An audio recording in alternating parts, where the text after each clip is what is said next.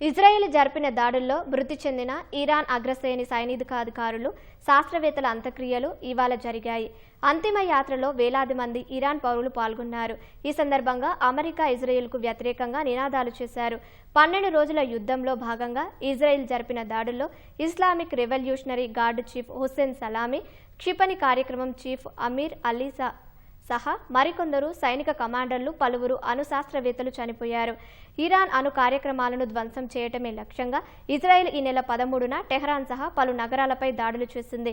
ఈ దాడుల్లో 30 మంది సైనిక కమాండర్లు, 11 మంది అణు శాస్త్రవేత్తలు మృతి చెందినట్లు ప్రకటించింది. 8 అణు కేంద్రాలు, 700కు పైగా మిలిటరీ స్థావరాలపై దాడులు చేసినట్లు పేర్కొంది.